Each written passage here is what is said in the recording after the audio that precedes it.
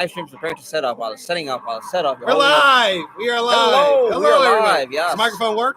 It should work. Let's hope so. That's right. It's working. It's working. We are live, everybody. You see it right there. We're alive. Well, I hope it's it alive. Works. We're live. This is a waste of my money. It's alive. Guys, we're live. Damn it, Vin Diesel. The Vin Diesel live stream were epic back in the day. I hope he does that again because that shit was hilarious. But okay, so what would you rate 1 through 10 for episodes 4 and 5? Let me get my notes because I take notes during every time I watch this. Hello, hello, viewer. Yeah, but before we get into just talking about the episodes, I just want to know what your rating is. I want to go through my notes one more time so I can give you a proper number, and then instead of saying in the future that I disagree with it. I think just give me the number and then just go through the notes because the notes are a lot. The notes are going to be a whole lot. Nah, so when it comes to episode 4, there were a couple things that I felt, series built on greatly and then it did poorly. I'd give episode 4 maybe a 6. High 6. I give it a 9 because of that episode. For episode 4? Episode 4 I thought was great. The fight choreography was great. The fighting was great.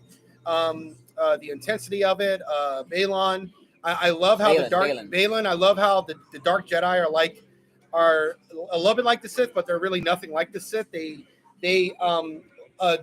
has this sentimental love and admiration for the Jedi, and he's so sad that there's so few left, but he has to do what he has to do to gain power. So it's like Balin and his Padawan are on the dark side, but they're not Sith, they're Jedi, and that's what I'm loving about it. And I would give episode 4 a 9 out of 10. What rating would you give episode 5? Episode 5. Well, the thing with episode 5 was that it was just too predictable. There were a lot of questions that need to be answered. They'll probably answer them in the next episode. It was a character-focused episode. Yeah. It was a character-focused episode. However, because of the fact that I'm going off of logic in Star Wars, and the logic that exists in Star Wars is very direct, I'd have to give it maybe a high 5, low 6. Why? Okay, well, before we get into it, let me just give my rating. I give episode 5 10 out of 10. I thought it was a masterpiece. It was incredible. I thought my thoughts is that it was a great character focused episode. It fully explored and developed Ahsoka as a character. It connected to everything she went through in the Clone Wars. Not everything, but it showed a part of it, and her going through the final Jedi training with Anakin, her master, and him completing her training and showing her evolution in that episode, and him helping her deal with her grief and to overcome her grief. And once she was able to overcome it, and she kind of tapped into the dark side just a little bit, but she was able to reject it. And he was like, great, you are now a Jedi. You did it. You got through your shit. You pulled through. And now you are the all-powerful Jedi that I was training you to be. And she completed her training. And so I thought it was great. It was the best episode. Dave Filoni is Star Wars. He knows Star Wars like the back of his own hand. And this, to me, is the best Star Wars series next to Andor and the first 2 seasons of The Mandalorian. So, yeah, what did you think? I mean, what are your thoughts? Go ahead. Okay, well, episode 5, I enjoy it. What I did like about it was the whole aspect of you're amongst the Force because you're with Anakin, and you're moving through time itself. Memories from what her experience with Anakin or alongside Anakin, or her campaigns as a Jedi, as a militant Jedi, because the Jedi became militarized during the time of the Sith Empire. They became militarized. And that's what led to the downfall, and the High Republic, and all that crap.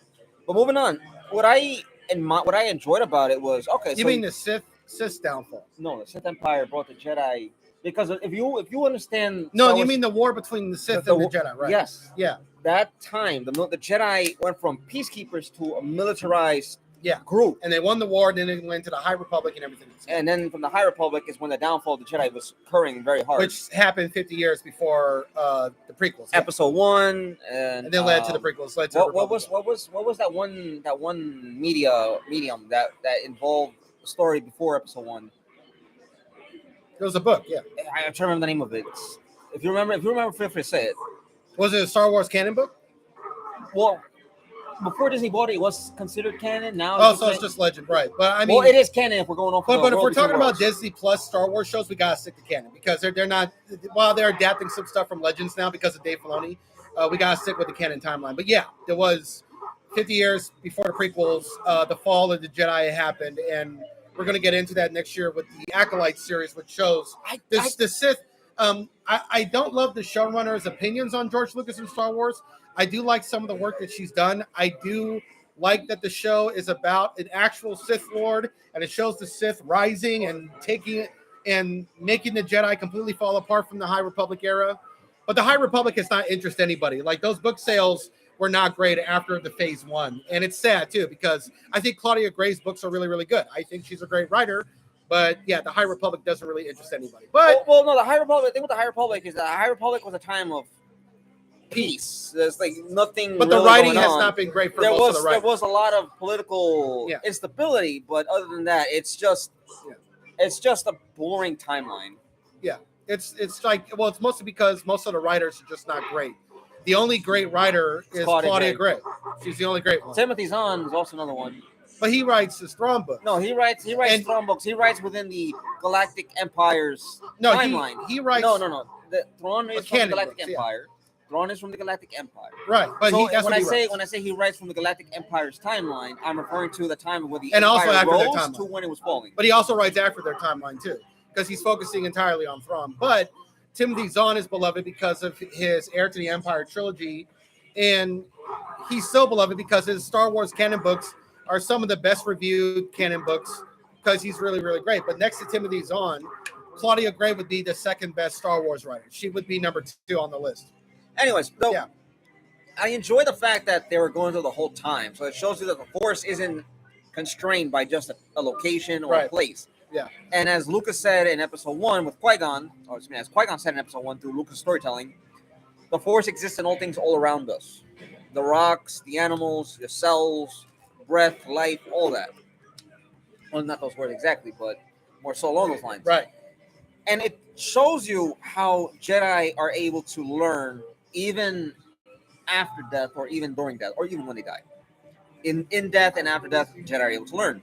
What I disliked about it was, in episode 5, what I disliked was the whole going rogue against the military chain of command. Rather than provide any actual credible, logical sort of input to the chancellors, Hera decided to say, "Fuck you guys, I'm going to go off my own." Yeah, I love it because they're rebels, and that's who she is. And we're starting to see the elements of why the New Republic fell apart, because the New Republic is everything that the previous Republic was, and democracy in the Republic and its stringent way of doing things is, I think, is what's going to eventually lead to their downfall, because what made the rebellion so great was that they were rebelling against a corrupted government. But as soon as you become government, you yourself start to become corrupted because of power, manipulation, and greed. And I think what was so great about that with Hera is that she is rebelling against the Senate and the New Republic, who is slowly being corrupted, because I think some of those senators in the New Republic are working with Thrawn, and they are working with remnants of the Empire, and they're trying. They're trying. Wait, ladies and gentlemen, this is not fact. This is not something we can test to, or we can confirm. This is all pure speculation. This is all theories. This is all theories and speculation. So this is all theory. So him rambling about them working with Thrawn is all speculation. Here on out, this is all speculation. This is personal opinion. This is all personal opinion. But I think it's going to be proven, because that senator, he was giving off certain vibes. You're talking about the third one? The one on the far right. On the far right, the third one. That he is actively working against Hera and Ahsoka and questioning everything they're doing, because I think he is bought off and owned by the Empire, and the Empire is having people secretly working within the New Republic to try and destroy the New Republic from within, to bring back the Empire, who eventually becomes the First Order. And we saw that with that doesn't make any sense. We saw that with you go from the Galactic. It doesn't make sense. You go from Galactic Empire to First Order. What the heck was the constitutional thinking? Well, because the Empire is wiped out. So why call it the Empire? It's like you got to do a different branding. Well, no, see, it's like no, it's like in the real Galactic life. Empire, which was a force that was created to maintain peace, order, stability in the galaxy, provide Which didn't do employment. that. No, but it was meant to provide employment. It was the opposite of meant that. to ensure that everything in the galaxy worked. Yeah. Unfortunately, like every single organization, institution, and every other branch of what may be leadership, you have that tiny few fringe, weird, extremist wackadoos. They get into such high positions, and then they turn the whole thing. No, but backwards. the empire was created. No, the empire was created from corruption. Yeah, yes. The empire was created to subjugate and to oppress people. No, that's the empire. The empire came forth, or the birth of the empire was on the promise that all this corruption, all this evil, all this misdoing. Right, but that was all based on a lie. much like socialists that tried. No, but that was listen. That was based on a lie, though. No, but because the listen, empire. let me finish. Right. Let me finish. Much like how socialists like to preach about how this needs to happen, and we can go by historical fact that a lot of the countries, or the majority of countries that have gone socialist, have either gone fascistic or communistic. Or no, but what George Lucas was criticizing using the empire in the original trilogy, he was criticizing Republicans, conservatives. That's specifically what he was criticizing. No, of course. Mind you, back then, during the 80s and the 90s, the 70s, he was criticizing Richard Nixon and the Republicans. In the 90s, going into the 2000s, he was criticizing George W. Bush and the Republicans creating the Patriot Act to wage the war on terror. He specifically said that multiple times, especially when he was interviewed by James Cameron on AMC on James Cameron's science fiction movie legacy TV series. I completely forgot James Cameron had that. No, James Cameron was interviewing George Lucas, and George Lucas told him that my primary criticism with the original trilogy and the prequels was the United States empire with using war on terrorism. But you could also say that Star Wars was criticizing the Nazis. And what makes sense about the empire going from the empire to the First Order is that it does fit with real life, because the Germans were called something else during World War I, and then over the span of 20 years, they called themselves the Nazis because of Adolf Hitler ascending in the power. No. They changed their name and they changed their branding. So it makes sense for the empire to do the same thing. So Nazis, believe it or not, was the founding party that, they rebranded their name from the, and I know, so the German audience that may watch this video, I may butcher how it's enunciated, how it's pronounced. It was the National Socialist Deutsche Arbeiter Party. No. Hey, what's up, Coach Shelton Harrison? Yes, National Socialist Deutsche Arbeiter Party. Right. So that was in English. That's the National Socialist German Workers Party. I think is what it's called. Yeah, I believe. Yeah, that's what it was called. And then it didn't graduate. But back to Star Wars before we go on. But no. But it's a little fun fact. That is where Nazis came from. National Socialists, because they ended up incorporating National Socialism across Germany at that time, and that's where Nazis came in as the enemy. Right, but Hitler hated socialists completely. No, Hitler hated them. He despised them. Yeah, he hated anybody that opposed him completely. But we're going on a tangent. We're going off tangent here. Let's get back to Star Wars. Let's back up. Let's back up. We want to get back to Star Wars. So beep. Right. What Mandalorian season 3 was trying to show was how they're using their members who used to be a part of the Empire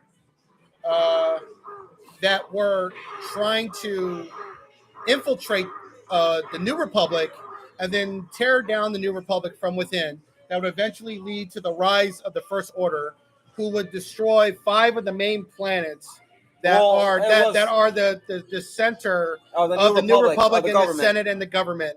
And that would lead to the 1 year of tyranny from the First Order before they got wiped out in the worst Star Wars movie ever made, The Rise of Skywalker. But I feel that season 3 of Mandalorian did not execute that aspect as well as what we're seeing with Ahsoka. And Ahsoka has only tread on that. They didn't even completely show it at all.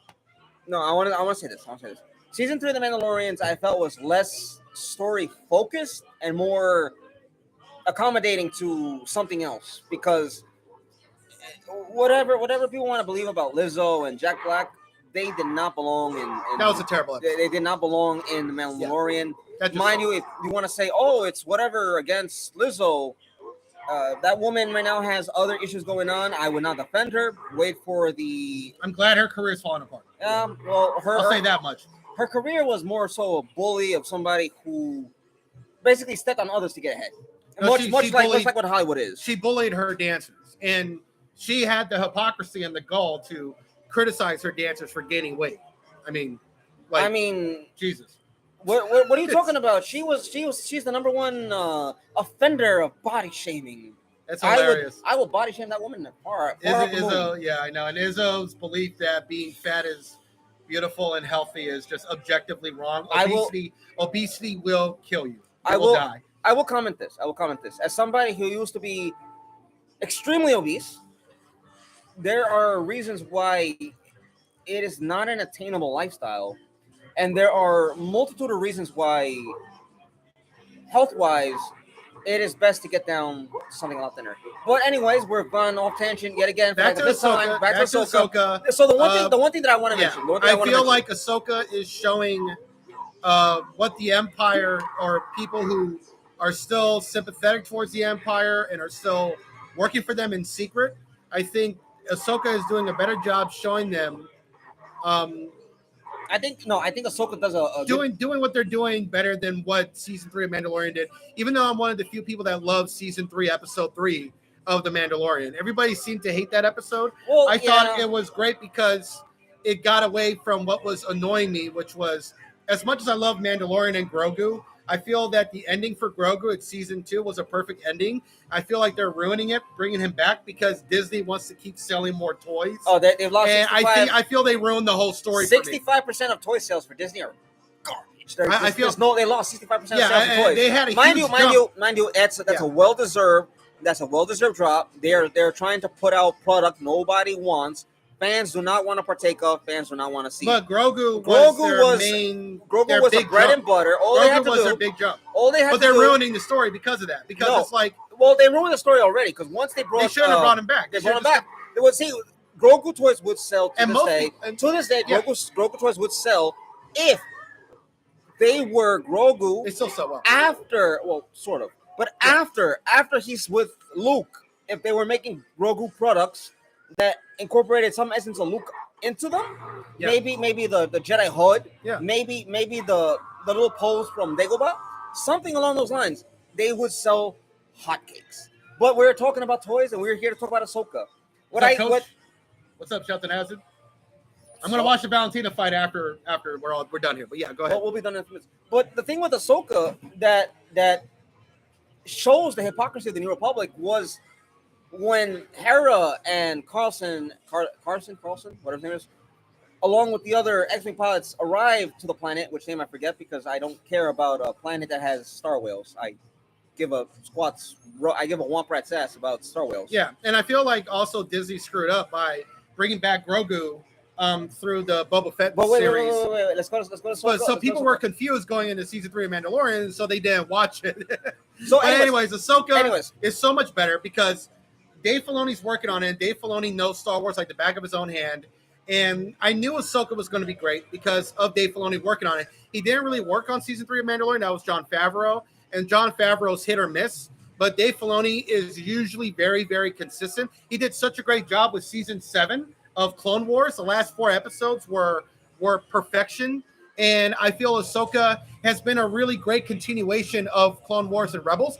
I thought it was confusing how Ahsoka went from being Ahsoka the White to back to being Ahsoka normal, and then back to being Ahsoka the White. Right, you caught that. But I wonder if that was a wardrobe malfunction or if that was something that was unintentionally meant to be aired. So when she was Ahsoka the White at the end of Rebels, was it because she was connected to the afterlife, and that was like somehow in the future that Ezra was seeing before Ezra went back to like the current timeline, and who is now 10 years later still stuck with Thrawn? And so Ahsoka had to become Ahsoka the White by completing her training with Anakin Skywalker. And so now she's going to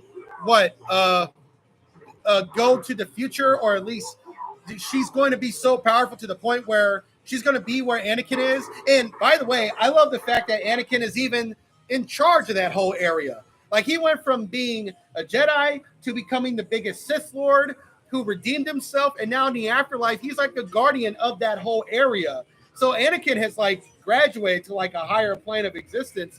I think that's great as well.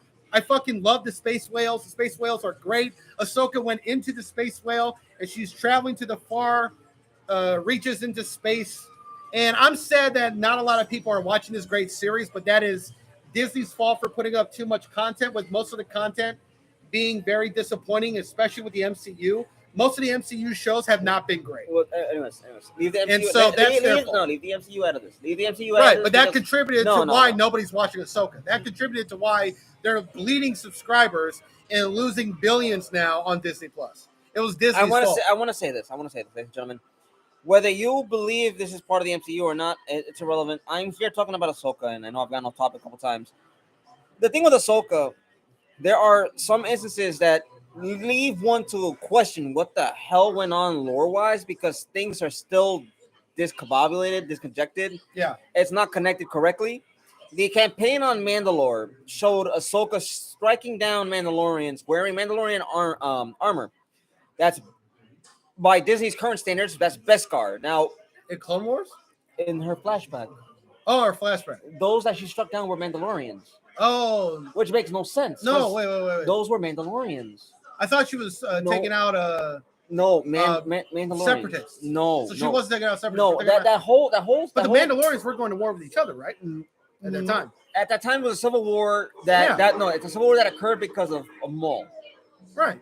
Of Maul. Yeah. However, so that makes her fighting some of them. No. But her striking down a Mandalorian with a lightsaber doesn't make sense by Disney's logic, because of Beskar armor. And if there's not Beskar armor, it's Mandalorian armor, which is strong enough to endure and reflect the lightsaber as well. Right, but they did that in Clone Wars even back in the 2000s and early 2010s when George Lucas was in charge.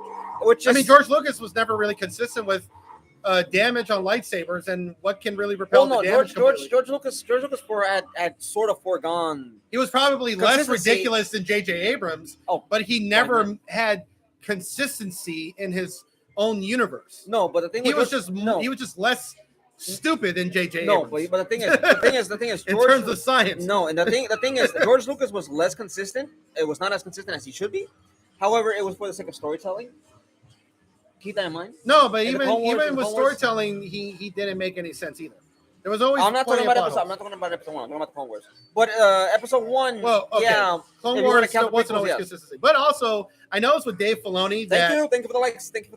Yeah, thank you. But I noticed with Dave Filoni is that when it comes to the animated series are canon in terms of events, but it's like in live action, you're allowed to change things and do your own thing. Like, you don't need to be as faithful to how things are depicted in animation. Hello?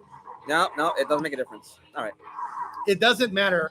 Like, it looks like, according to canon Star Wars, it doesn't matter as much to the animated side. Sorry. I kind of turned you. It doesn't stay faithful to the animated side. To the animated side of Star Wars, as opposed to staying more faithful to live action. Like, it's like they're not saying that Clone Wars and Rebels isn't canon, because it still is.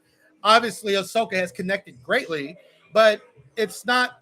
They don't have to be 100% faithful to everything that was shown in Rebels and Clone Wars. Well, the thing is, I'll say this, and maybe a 5 is a little too harsh, but I believe a 5 is just right. 7. You should give it a 7. No, 7. No, I don't want to give something where 7. I don't know. 7 for 14-year-old Ahsoka kicking ass. No, at least that. It showed you the hypocrisy of the Jedi, which was militarized, turning their Padawans, the young, into soldiers rather than peacekeepers. It was awesome seeing Ahsoka do that. Young Ahsoka kicking ass. And that chick was so fast, like the way she was deflecting stuff and turning shit and just killing everybody. I'm like, dude, I want a movie about that. All right, I want a live action movie. I got my notes. My notes. It's a. And yeah, and by the way, but we're gonna talk about. Yeah, George Lucas also showed that the Jedi's were not perfect either, because them getting involved in a war was antithetical to what the Jedi stood for. And she left the Jedi Order because of that reason. The Jedis were starting to become corrupted. They were starting to get blinded, but they were still the good guys. The problem was that Anakin wanted his cake and eat it too. He wanted to be the all-powerful Jedi. Well, he had the cake. He couldn't eat it because he killed it. No, but he wanted his cake and eat it too, because he wanted to be the all-powerful Jedi, and he wanted to be married. He wanted to have sex, and he wanted to have kids. And I'm like, the Jedi Order specifically says you can't do that. So what he should have done he could still remain a Force user. He could still keep a lightsaber, but he should have left the Jedi Order, got married to Padme, had kids, and it would have been really none of that shit would have happened. Well, then all that shit could have been completely avoided. You would disconnect episodes 6, 7. Oh, sorry, episodes 4, 5, and 6. Yeah, but I mean, you would disconnect it. So no. If he was smart and not as greedy as he was, he would have made the smart decision to leave the Jedi, get married to Padme openly instead of in secret, have sex, have kids, and not even start his own Jedi Order, but start his own movement that has some of the Jedi beliefs and teachings, but allows his members to fall in love, get married, have kids, have a family, but still focus on the light side of the Force. And that's where the expanded universe came up with the Gray Jedi. And that could have been Anakin Skywalker. He canonically could have been the first Gray Jedi. Qui-Gon. Qui-Gon. No, Qui-Gon's not a Gray Jedi. Qui-Gon is a Gray Jedi. No, he's not. Yeah, he is. No, he's not. That was never confirmed in canon, nor in the movies. I want to say, and there are no Gray Jedi. I want to say this because he's spewing on about the Jedi should have left the order. No, Anakin should have. Anakin should have done his own. No. Jedi were, and if you go to the Old Republic, instead of him if you go to the Old Republic, the Jedi were fine with you having sex. You just could not have the emotional. That's not true. I'm in love with you. You can't have that. Yes, you can. There were a number of Jedi who were engaging in sexual acts in the EU. No, in the prequel. Well, if you go by the EU. Prequels. In the prequels, yes. In the prequels, no, yes. Not the prequel movies. George Lucas said multiple times that Jedi's, that was his canonical thing. Jedis cannot be in relationships. They cannot fall in love. They can't have sex. Well, they can't do that. See, no. George Lucas made that crystal clear back then. No. He made it back then, yes. But also, he was not consistent. So, therefore, fans created that very loophole that also explored the very realm in which Anakin the fans are making that shit up, but I don't care what fans are making up. I'm going by George Lucas, who made Star Wars. So since we're on Star Wars and Star Wars itself, let's go. So they recapped episode 4 in episode 5. We're talking about episode 5. They recapped episode 4 with the insight of the future for another. Yeah. Now that was a nice opportunity to cover because it does leave you to wonder what will happen in the next episode. We can speculate, we can give our own thoughts. It may not be great, you may not agree with it, and that's fine. Everyone's entitled to their own opinion. If you're offended, you're in the wrong place. You've consented to being offended by watching this channel. True. We're not politically correct. We're not politically correct. We're not getting into politics as much as they may come up. A couple of political issues may come up. Yeah, we kind of went on a little political tangent in connection to Star Wars. But the example was George Lucas was criticizing, shitting on the Nazis and Republicans. Let's step away from politics. That's all. That's the point I was making. And I'm just talking about what the Nazis actually are, and that is all. Anyways, moving on to the next part, the point. What they were before they became what they were. Well, because we don't want to go into another political tangent, God forbid. And then it's like I had to delete the whole fucking video. Like this video. This is whole. This video is going up anyway. This is a mislabel. This is a misdirect here. No. This video is going up anyway. Ahsoka losing her lightsaber duel against Balin. I forget his last name. It was awesome. Against Balin, which made was an awesome thing. And he's like 10 years older than her. Well, no, he's wiser. I don't know. I don't care about the age. No, but he's 10 years older than her, which means he has more experience as a Jedi. He's been a Jedi and a martial arts sword fighter much longer with more experience. It made sense that he would defeat her in a lightsaber duel. It was brilliant. Yes. Now, I want to mention this. Ahsoka lost, and she was thrown off a cliff. Right. Knocked her off. Pushed her off, same thing. She landed into the ocean and went into a different reality. Which I want to address. How the hell does that happen? There's something about that planet. There's something about the water. All right, so that planet is a Jedi location. It used to be a Jedi location. No. So it was a Jedi spiritual place. It was a night sister place. It's a night witch area. Right, but Jedis would go there too. No. So there are some planets, and I try to remember the third one, but there are some planets that have a connection to the Force in which you can see visions. Yeah. The Cave of Dagobah being the most iconic, where Luke saw a vision of Vader, of him fighting Vader, him killing himself. But that was like a dark side place that for some reason Yoda could just chill in. Yes, believe it or not, the most powerful Jedi could just chill as a dark warrior, side as a guardian keeper. The Cave of Dagobah is strong in the dark side. That was so funny. I That's thought that was ironic. funny when I rewatched the movie. I'm like, this place is a dark side location, and yet Yoda is cool just chilling there. Now it's not just Dagobah. We know, if we're gonna include all Disney locations, we know the planet that Luke was training. What's her name? Ray. Ray. R-A-Y. That was a Force sensitive place. That was a planet. That was an old Jedi location. That was an old Jedi. So that planet, and in real life, that island used to be a refuge and a meeting place for Christians over 1,500 years ago. Christians used to live there. They used to camp there, and they used to have church there as well. Sermons. And sermons and church and all types of stuff. And what was so great is that they used that location as a place for the Jedi. And George Lucas kind of based the Jedis on Christianity and other positive aspects of Buddhism and samurais and stuff like that. And the Sith were more based on ninjas and other things like that. So I thought that connection was really, really great. I want to mention. I love that place. I thought that place was awesome. I want to mention. So you have the Cave of Dagobah. You have that planet that Rego trained on. Yeah. The Forest of Kashyyyk, the Wookiee homeworld. The forests themselves also have a connection to the forest where you can go in and you'll have a similar experience. Would not advise you to go in, considering that's the Wookiee homeworld, and Wookiees are not entirely the most open-hearted, welcoming guests on their planet when it comes to outsiders. There is another planet. I'm trying to remember the name of it, and as much as I try to remember, it's failing. I'm drawing blanks, and that's probably because I'm drinking a little bit. And if anybody's wondering why I keep making an expression while having a sip of my drink, it's because it's a very cold drink, which has a very strong mix of coffee. I don't see a drink on the table, though. Oh, there it is. Yeah, it's my bag. It's your bag. But it's a strong mix of coffee and alcohol, which is actually nice. Cool. I'm going to look it up.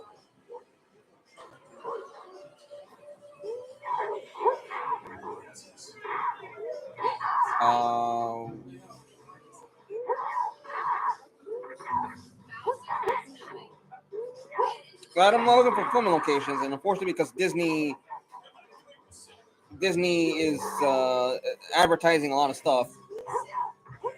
Naboo is one. I'm trying to remember if it was the forest or the swamp. One of the locations themselves, the swamp, the woods, the Greenland. But there's a location on Naboo that can also provide you with some force connection, insight into a premonition and such. Okay. Cool.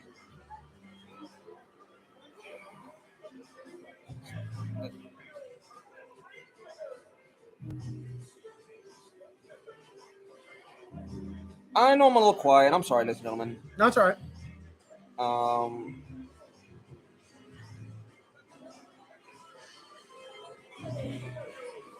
Yes. So the Cave of Dagobah is a dark side cave. Okay. Or the Cave of Darkness is what it is. Cave of Evil, Cave of Darkness, along those lines.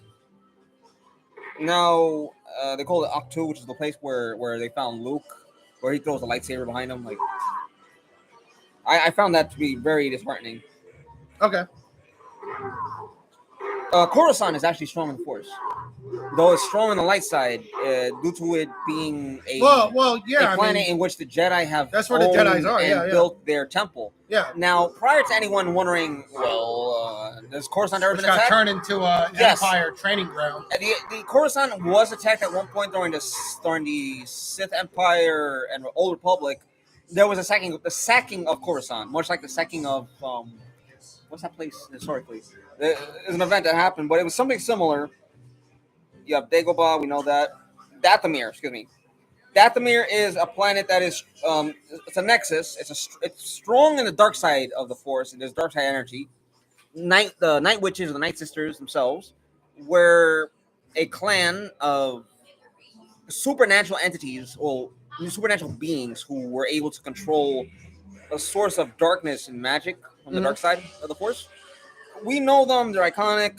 Ash pale skin, either bald, some form of hair, or they just don't ever show their head. Now, I want to say we, as much as people don't want to count the Disney sequel as anything canon, Exegol, which we know is where the Empire was, that was a dark side domain. That was actually a cool planet, and the sequel trilogy is canon.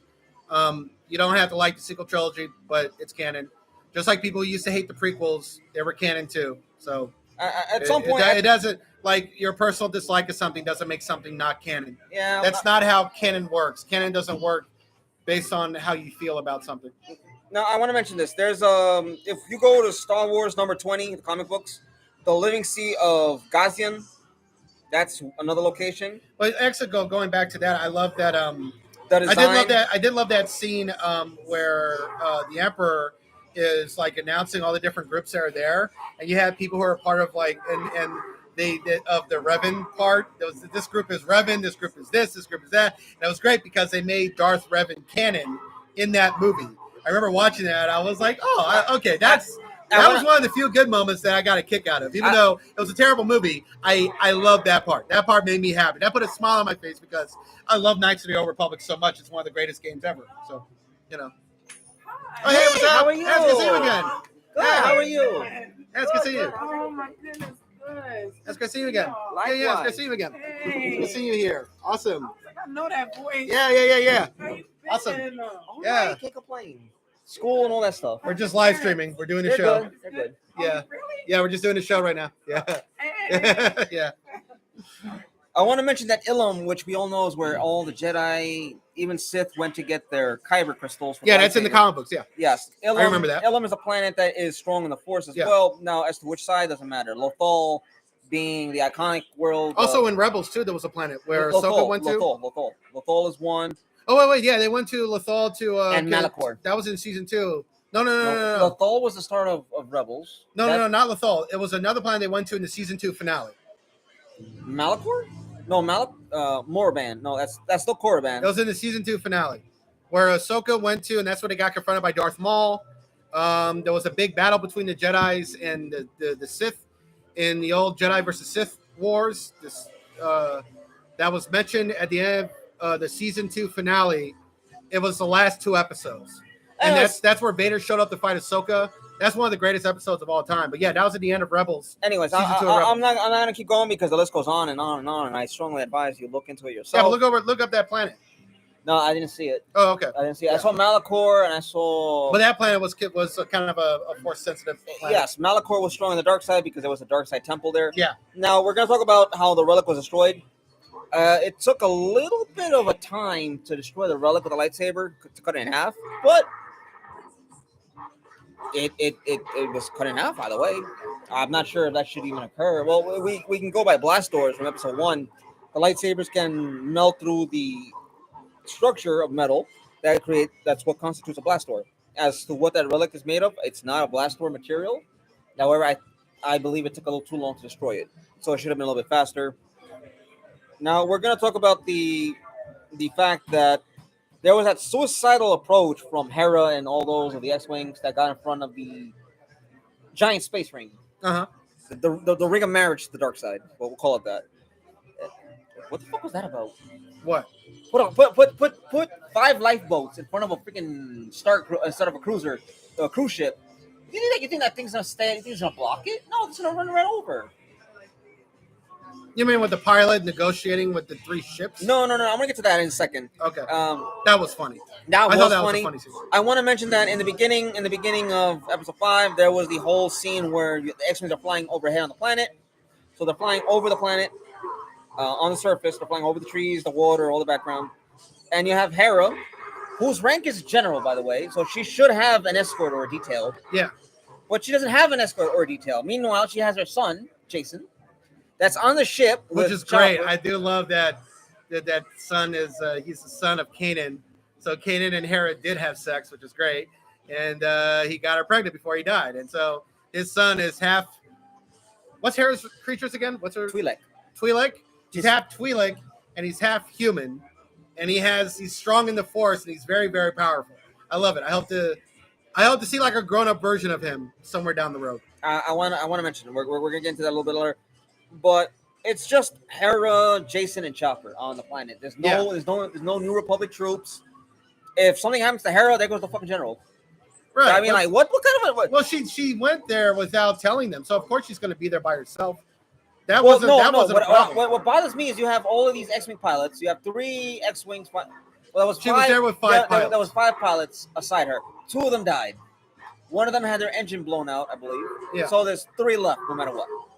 So you have 3 X-wing pilots. One of them could have landed on the ground, joined her in securing that area, but no. So she finds Hu Yang.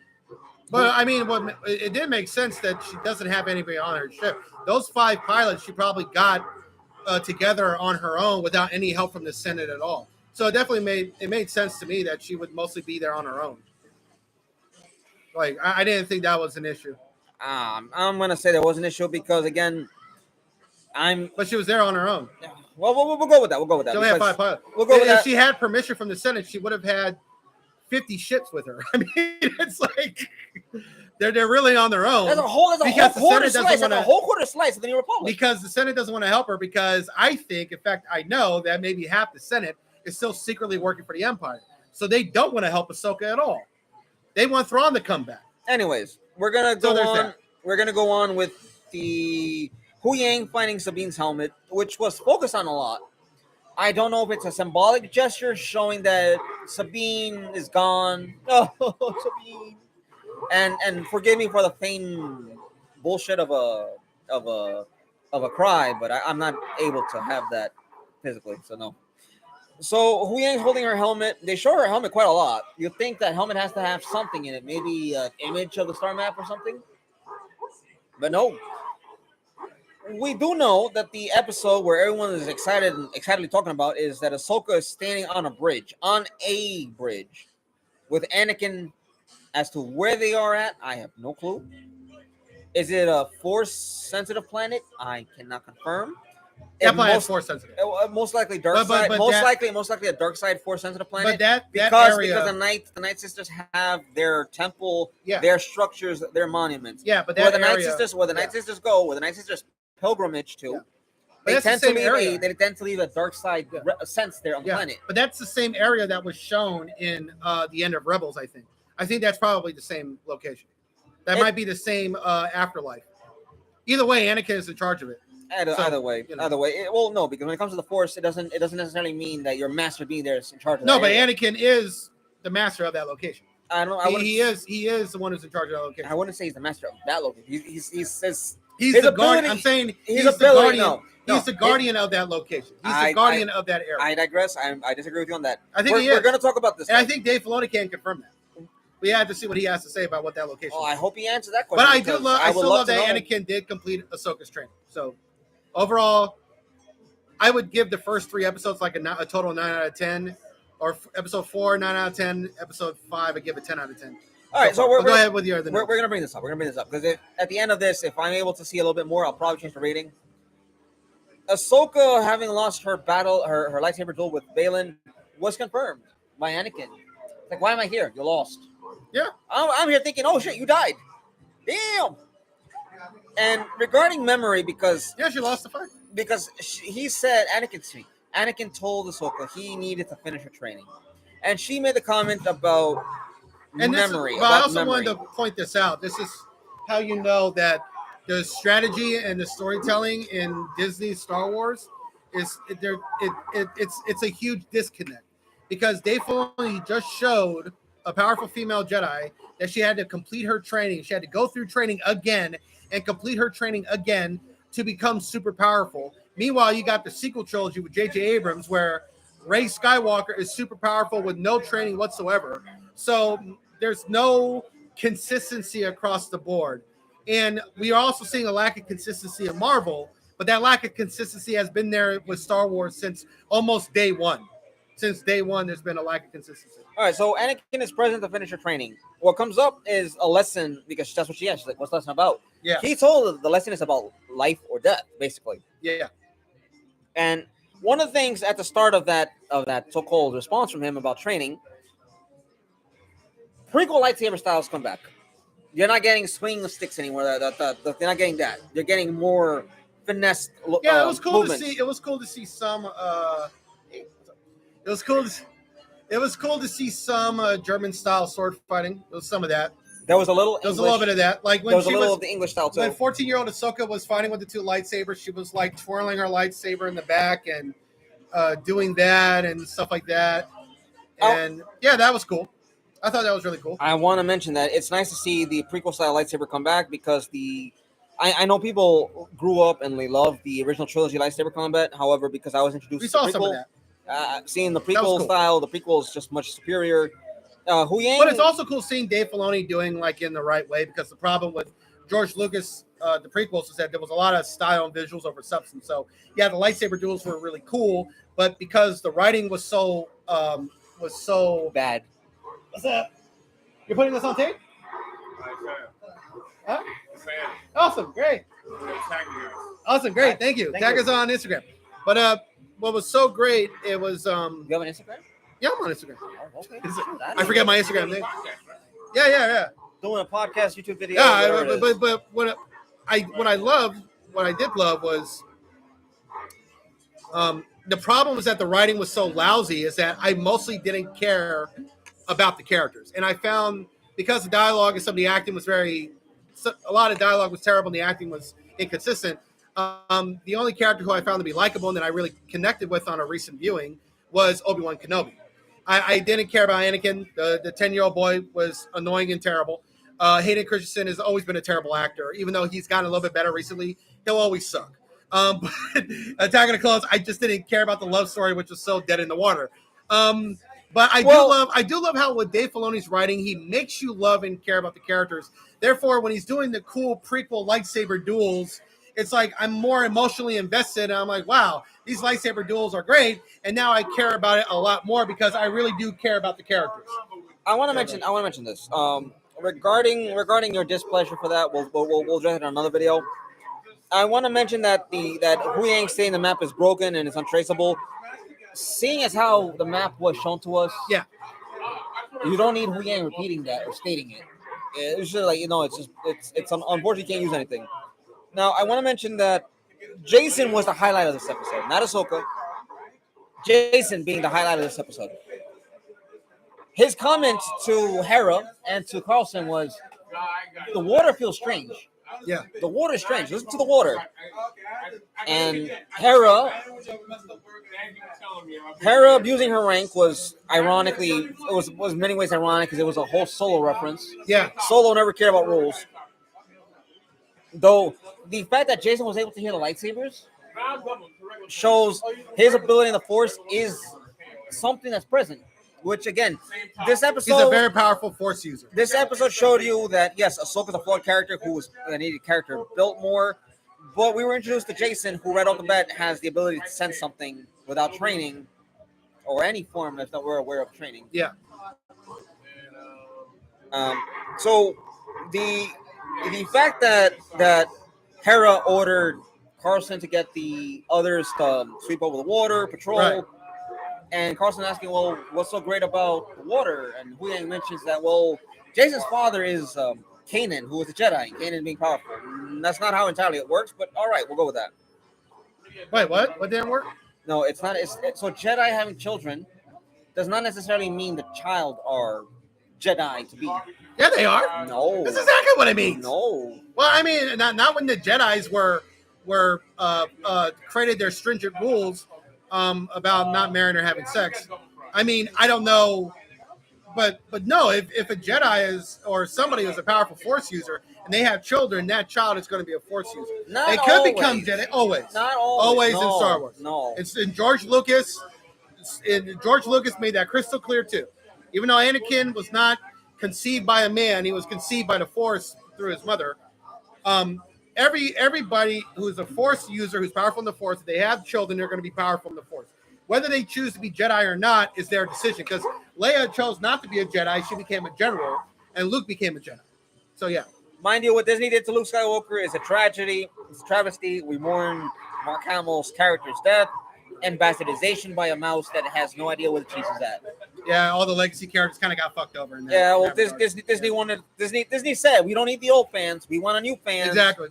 So, it was classic corporatism where we're going to get out the old and in with the new, but their execution and the process of them doing that pissed the fans off, and the box office receipts just got worse and worse. Even though all three movies made $1 billion, they could have done better. Apparently, they spent more than what they claimed as well. But I will say this: look at what Cobra Kai did. Cobra Kai was able to. Cobra Kai made you. They kept the legacy characters. What's up, Jackie? They introduced new characters. Cobra Kai had the new characters, but they had the old classic characters. They made you love the old classic characters that you already loved, and then through them made you love the new characters, but also always respected the old characters and the legacy characters. That is what the sequel trilogy of Star Wars should have done, but they never did it. Nope, they decided to say, fuck the old characters, fuck the old crowd, in with the new. You guys are not needed. Not the best way to do it. We got our group of Twitter nut jobs that we'll pander to. Yeah. And the truth is, you don't create a product aimed at a fringe, tiny minority of individual, the population that could be 1%, maybe less than 1%, possibly even less than the 0.999 or maybe that 0.1, the 0.0000000000001% of the population. You don't do that. Right.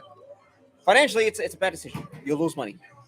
I want to mention that the whole transition, excuse me, of Anakin teaching Ahsoka when he cut the bridge with the lightsaber because she said, "I know all the things you've taught me, Hit Master." the like and subscribe, y'all. Go ahead. Where he told Ahsoka, "There's some things you haven't learned," and Ahsoka made the comment of, "I know all the things you've taught me," and he goes, "Not everything," and he cuts the bridge. I thought that was interesting because she then falls from the bridge. You think she would fall momentarily and just sit nothing? No, but she ends up on the ground. It's covered in fog. At this point, you're thinking, well, she must be dead. No. So now we're in the point of where time is passing in the Force. You have clone troopers running by. At first, I thought they were stormtroopers. I was like, wait, no, I have to. Okay, it's clone troopers. And you have Ahsoka at a young age with Anakin, who's on the ground, getting up and then moving forward, which is an interesting It's an interesting scene because you see the military charge of where Ahsoka was as a Jedi, being a militant Jedi, excuse me, and how when she's present in the camp of the clone troopers who are moving clones who have died on gurneys off out of the way, Ahsoka is lamenting the death of one of the clone troopers. She's holding his hand, kind of just there weeping. Well, not crying, but she's there with her head down. And the fact that she blames herself for the deaths of the clone troopers, you know, death is not an easy thing to really tackle, let alone speak on, because death is, yes, it's a natural part of our life cycles. However, death is very difficult to really grasp. Yes, we're talking about Star Wars. We're talking about Ahsoka. We're reviewing and talking about Ahsoka, but go ahead. Yeah. Wait, what was that question? He was just asking Jackie. He was asking about you guys talking about Star Wars. Yeah, we're talking about Ahsoka episodes 4 and 5. But go ahead. We're talking about episode 5 right now, where Ahsoka was more or less lamenting and grieving the deaths of so many troopers. Yeah, she was dealing with survivor's guilt. She was dealing with the trauma and the grief of all that she lost in the Clone Wars and her and all the lives that she lost during the war against the Empire, which for her lasted for 23 years. She's been in war since she was 14 years old, and dealing with the trauma and the loss of her master, she blames herself for losing him. It's not just that. If you keep up with the Clone Wars and Rebels, Ahsoka's lost more than just Anakin. Yeah, but Anakin was like the biggest loss too. Yep. And so her dealing with that, she that's what Anakin was trying to help her with. He was trying to help her push through that and to move on, to work through that, and to become the Jedi that she was always meant to be. And he completed her training. I love the process of that whole episode. I found the comment Anakin made to her about having a Padawan in the future, where she is then stating, whatever, and he tells her it's not all that cut out to be. It's going to be Kanan's son. Kanan's son's going to be her Padawan. That is a speculation. And no. Sabine, that is a speculation. Sabine is her Padawan, but Sabine is not really that powerful in the Force. She doesn't really have an aptitude for the Force. She's not that powerful really at all. If she had a midichlorian count, it'd be like 10. Like it'd be like number 10 or less. Yeah, I think Kanan's son will be her Padawan, because if there is a midichlorian count, he's like at 1,000. It would be as speculation. It could be as high as Anakin's. Speculation, but I want to say that Jason has portrayed he's sensitive to the Force, so I believe in the speculation that Jason will be Ahsoka's Padawan, not Sabine. Sabine will most likely have fallen to the dark side of temptation for what she desires, because there are ways you can taunt or tempt people to the dark side without being Sith. Jedi sort of did it. Look at what's her name? They ruined her. Ruined her. In the Clone Wars, where she takes the Ventress's lightsabers. I don't remember that episode. I haven't seen every episode of Clone Wars. I've seen like half the episodes. I'm trying to watch them in order is great and all, but it's like that's a lot of episodes to try and figure out where to go and where to, say it. What to see. Say it. Don't spray it. But I've watched every episode of season 7. Yeah, I've watched most episodes. Barris, of Barris, Rebels. Barris, yeah. Barris, Toffee. I want to know her name. This is not killing me, but I want to know her name for the factual statements I'm going to make about it. Yeah. Because you don't want to make any statements that are anywhere misleading, false, or just incorrect. Barris, darn it, Barris, Star Wars.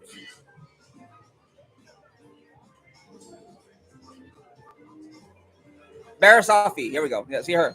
The Yeah. Okay. I know her. I remember her. Her Mary Allen. She's a Mary Allen. The green skin, the noticeable tattoos, markings. She's a Jedi. She decided to say, she'll go more on the dark side. You don't have to be a Sith completely to be able to know and practice its abilities. Right. Look at not Qui-Gon. Look at Mace Windu being somebody who uses dark side. He's also not a great in Jedi. his lightsaber. No, I didn't say he's a great Jedi. I said he does. Yeah, but that dark side was never knowledge. completely confirmed in canon. That's a lot of fan theory on Anyways. his purple lightsaber. But yeah, Anyways, there was a lot of fan theory on that. Anyways, so one of the things that came up for Ahsoka was a question about what she's gonna do, but how she needs to fight. And she says, "What if she stops fighting?" Anakin tells her she will die. And what's funny is after saying that, Anakin turns around and starts moving forward, and you see Anakin with the blue lightsaber fading in and out of the fog, and then also you see Vader with the red lightsaber kind of transition between Anakin and Vader moving in and out of the fog. So it's kind of like a blink, which is actually a nice thing that she watched because she herself saw Anakin go down the dark side and did nothing to stop him, which adds to her guilt. Yeah, it's her. She could see. She even in season 7, she probably could. In the show, she could probably see it, but she couldn't stop it. That does add to her guilt. Yeah, I mean, and survival guilt among other things. Yeah. Which is something that Star Wars doesn't necessarily always address. They don't address things. That. Yeah. And to have that finally explored, the heavy stuff. Yeah. I will admire and I give Dave Filoni a great deal of respect for touching on such a dark, heavy subject and matter and taking it seriously without straying about comedy or humor. And speaking of seriously, there hasn't been a lot of unnecessary comedy or jokes in Ahsoka no. or since in any since episode 2 because like, of Hu Yang making those comments and sounding. Yeah, that was funny, but it was like, but still, it's like that's in episode 3, that was in episode 2, but also in episode 3. Okay. But yeah, the humor and the levity is earned. It's respectful. It's not unnecessary. It's not too much Marvel craziness like what went on with The Last Jedi. The Last Jedi had way too much comedy, and that really hurt the movie in a really big way. But it's not just that. It's the comedy was bad. The comedy was bad, and it was unnecessary. It was too much. But Ahsoka takes itself very seriously. Now, I want to mention the fact that let's get a little bit more in touch with what's going on with Hera. Her pilots for the X-wings are talking about the fuel reserves, and we ain't mentioning the distance of communication for the Republic, which I think was a smart ass answer. However, it was something that was well deserved and well needed for the episode. Right. Because you were getting a little boring, a little stale with, well, we're looking for somebody, we can't find anybody. And that little comment was more of a, that's good. Okay. I will respect that.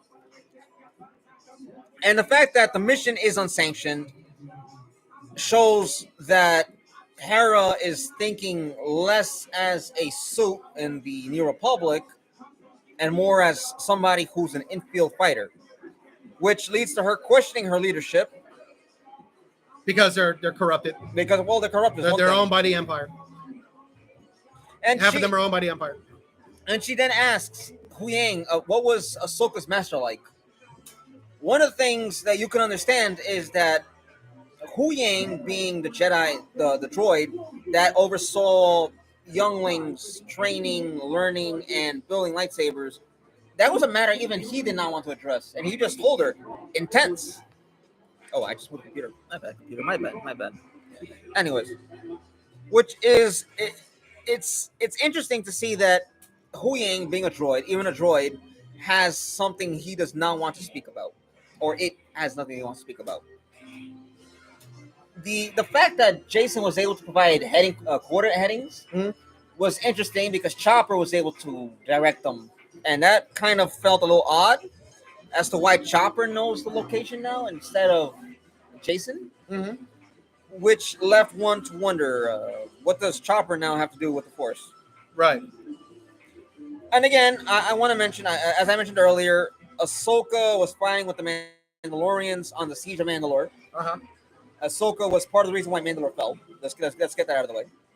But she was just passing her lightsaber through Mandalorians, which leaves one to wonder if you paid attention to a lot of Star Wars going on with Mandalorian. If you want to include some concepts from the expanded universe, what they call legends, Mandalorian armor is strong enough to withstand the lightsaber and sort of deflect it. Beskar, which they updated in a manner because Mandalorian iron is stronger than Beskar, but now Beskar is stronger than Mandalorian iron, or they just haven't touched Mandalorian iron at all. Beskar being something Mandalorians use in their armor, you would start to see there's disconnect in the logic of the lore. Mandalore fell, even though the Mandalorians had Beskar in their armor.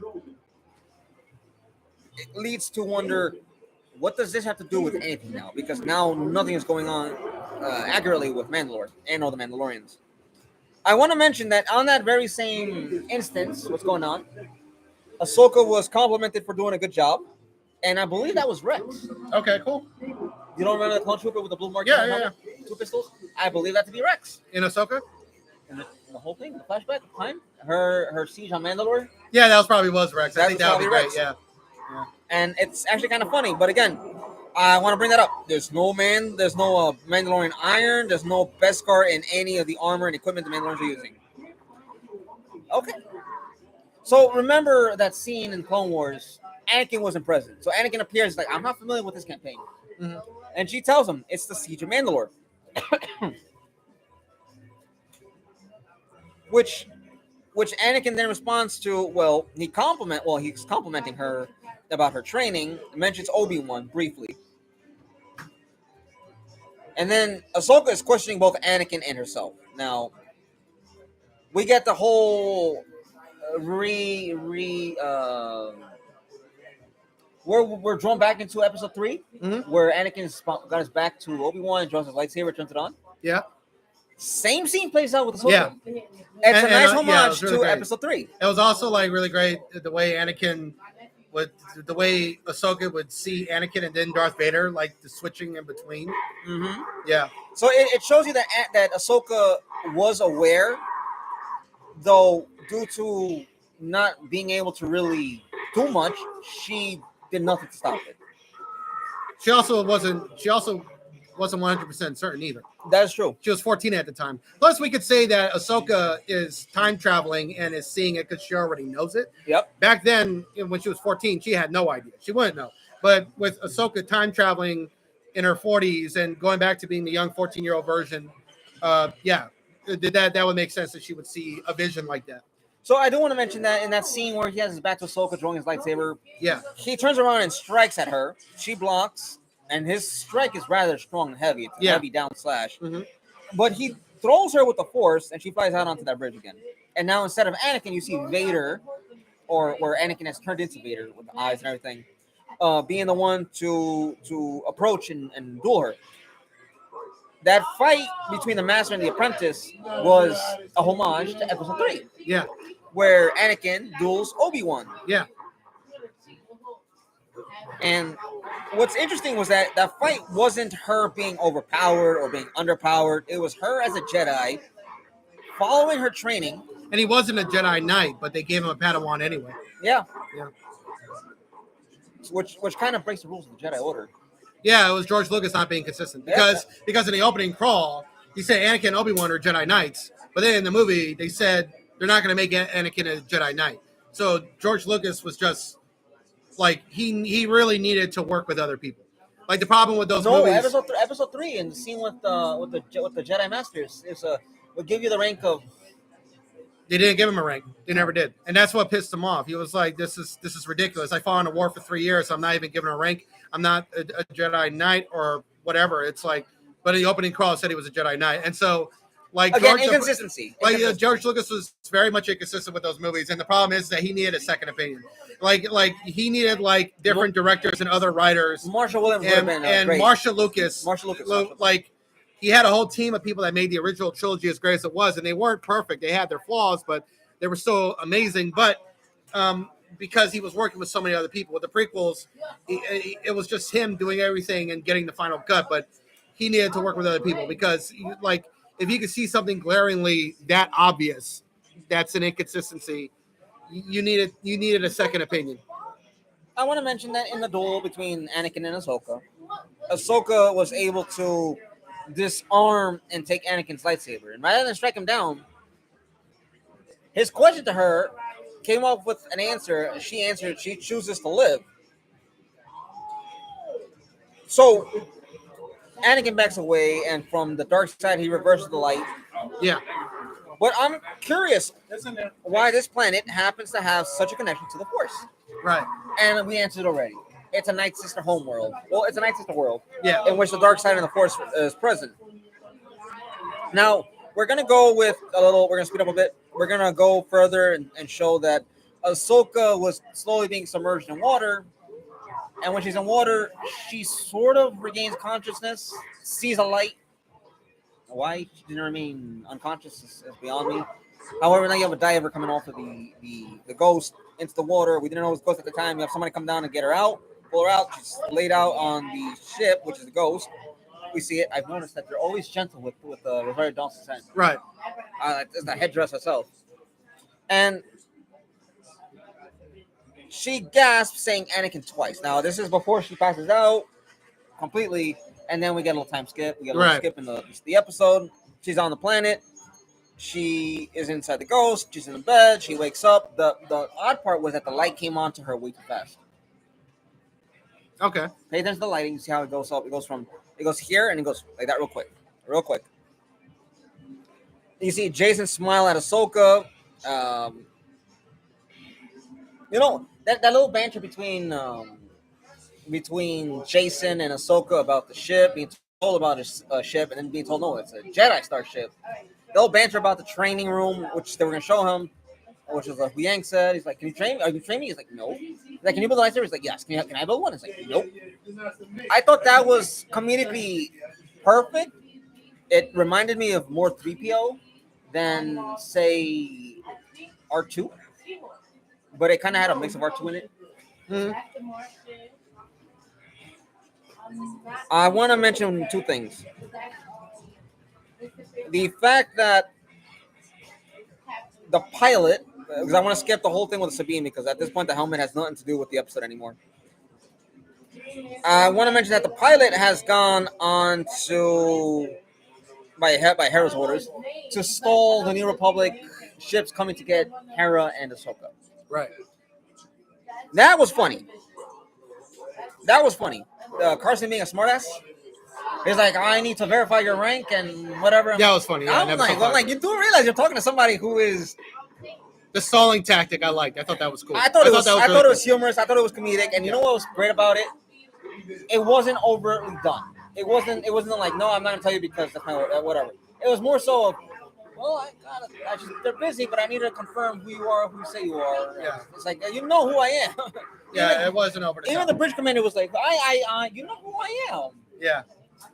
And they show that a couple times, and like, listen, I'm gonna pull rank on your ass, and you're gonna get demoted. You're gonna get kicked out. He's like, you wouldn't believe me if I told you. He's like, all right, that banter was good. It was good to that point. To that point, it was a really good banter. And then she finally saw it, and she was like, holy shit, space whales.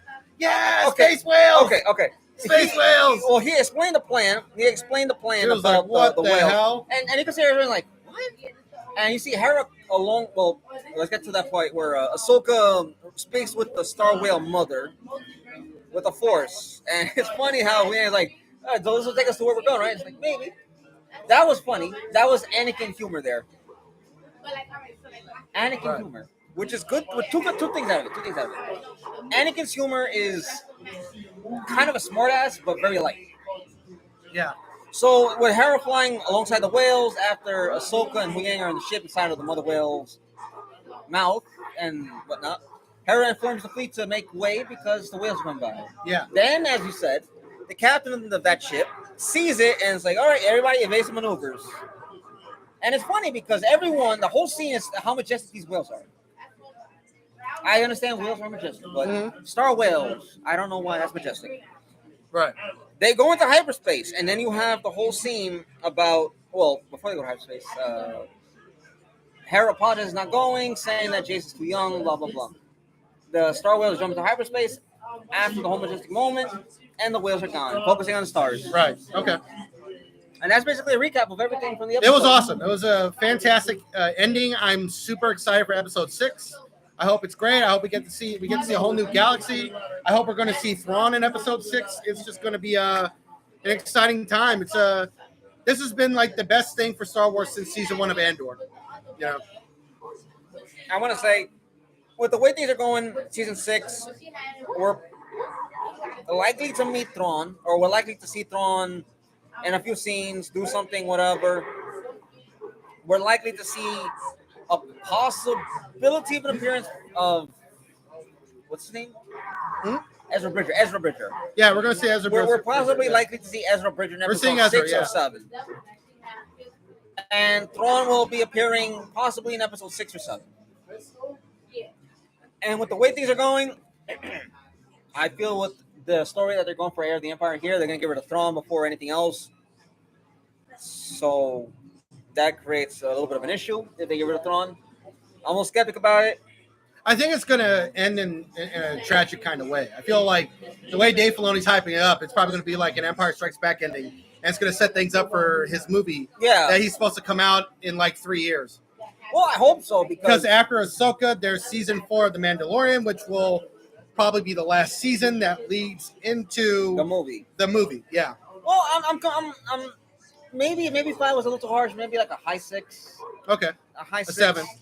I wouldn't say 7, but it's high. It's high. You give it a 7. I'm just gonna say you give it a 7. Steve gave it a 7. I gave it a 6. 7 out of 10. I gave it a 6 out of 10. There's still some elements that I'm just not happy with. So I guess we'll just wrap this up. Yeah, we're gonna wrap it up because I am starting to think I need to read a couple of things from Star Wars before I comment any further. Okay, that's cool. All right, guys, this is great. This is Brian J's Nerd Talk. I'll talk to y'all later. This is great, and live long and prosper. And yeah, this is it. This is awesome. Talk to y'all later. Oh, wait. All right, I pressed it. Ladies and gentlemen, thank you for joining us. My name is Steve. This is Steve's Thoughts and Nerd Talk. I can't remember my channel. Ironic. I hope you all have a good day. Stay tuned. May the light shine upon you. Man, I got 14 views and